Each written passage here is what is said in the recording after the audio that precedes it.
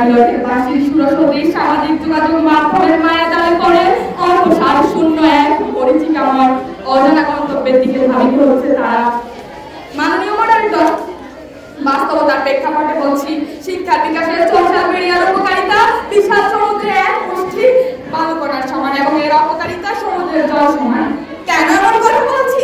আসুন শুনুন কর্তৃপক্ষ। মানুষ এর মাধ্যমে দেখছে, শিখছে, ইহা উপকারিতা, কিন্তু খারাপ পদ্ধতিতে প্রয়োগ করছে।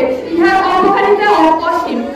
ভালো সচেতন মা বাবার সন্তানকে মোবাইল দিচ্ছে না, কিন্তু খারাপ কিশোররা মা বাবাকে ভুলিয়ে মোবাইল কিনে আর সোশ্যাল মিডিয়ায় তারা সংগঠিত হয়। ইহা উপকারিতা, কিন্তু গড়ে তোলে কিশোর গ্যাং, মাদক ও জঙ্গিবাদ সহ নানা সংগঠন, যা শিক্ষা বিকাশে বাধা হওয়ার নতুন মাত্রা দূর করছে প্রতিপক্ষ।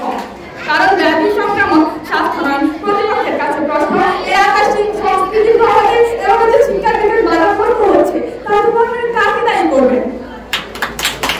তারুণের কথা করে একটি দেশ স্বপ্ন দেখে, সামাজিক যোগাযোগ মাধ্যমে তারুণের অপব্যবহার আজ উদ্বেগের বিষয়।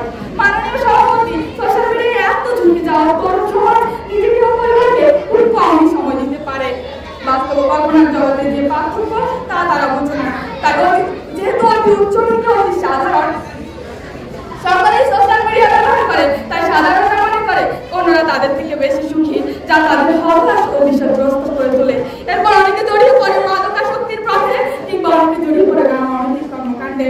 এভাবে বিচ্ছিন্ন হতে বোধগম্যতা শক্তি কমে যায় তাদের, আর তারা অস্বাভাবিক অসম্ভব অনেক কিছুকে সম্ভব মনে করে। ফলে তাদের আকাশ চাওয়া হয় আকাশ চুপি, আর এই আকাশচুম্বী চাওয়া নিয়ে আশেপাশের মানুষের সাথে ঝগড়া বিবাদ লেগেই থাকে। আর এভাবে ধ্বংস হয়ে যায় তাদের সৃজনশীলতাও। আর ফেসবুকে অসংখ্য ইমোজির ব্যবহার ইমোশনকে এতটাই সস্তা করে দিয়েছে যে বাস্তবে যা আবেগের সাথে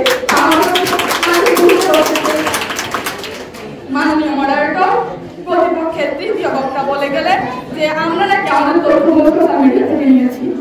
হ্যাঁ, আমরা অস্বীকার করছি না, আমরা আমাদের তথ্যগুলো সম্পূর্ণ না হলেও কিছু কিছু গুগল থেকে নিয়েছি। আপনাদের এবং বারবার প্রমাণের চেষ্টা করে গেছি যে শিক্ষার বিকাশে সোশ্যাল মিডিয়া এক বিরাট বাধা। আপনাদের গুগল যেখানে নিজেই বলছে শিক্ষার বিকাশে সোশ্যাল মিডিয়া এক বিরাট বাধা, সেখানে আপনাদের মাননীয় মডারেটর, প্রতিপক্ষ দলের কথাবার্তা প্রশ্ন করে গেছেন যে আমরা বিভিন্ন ধরনের অনলাইন ভিডিও দেখছি, শিক্ষকরা কেন এই অনলাইন ভিডিও বানাচ্ছেন? শিক্ষকরা বিভিন্নভাবে তাদের ভিডিও শিক্ষার্থীরা দেখবে, কিন্তু শিক্ষার্থীরা দেখছে না, কারণ তারা মজা পাচ্ছে টিকটকে, তারা মজা পাচ্ছে ইউটিউবের ফানি ভিডিও। আর এভাবে তারা শিক্ষকরা ইউটিউবারদের কিংবা ফানি টিকটকারদের। প্রতিপক্ষ, মাননীয় মডারেটর, প্রতিপক্ষের তৃতীয় বক্তা বলে গেলেন শিক্ষার বিকাশে সামাজিক যোগাযোগ মাধ্যম নয়, বরং দায়ী করে গেলেন মানুষের মানসিকতাকে। যুক্তিতে আসুন প্রতিপক্ষ। ধরুন আপনি সোশ্যাল মিডিয়া নামক খাতায় একটি মাছ এবং ভালো দিক স্বরূপ একটি মাছ এবং খারাপ দিক স্বরূপ একটি সাপ রাখলেন, এবং ভালো মানসিকতা স্বরূপ মাছটা নেবেন সবটা না, কিন্তু যে আসক্তির স্তর এখানে তৈরি করে দেওয়া আছে তাও সাপ হয়ে আপনাকে অবশ্যই ছোবল মারবে। তাই অধিকাংশ সময়ই মানসিকতা ভালো থাকলেও সোশ্যাল মিডিয়া শিক্ষার বিকাশে বিরাট বাধা।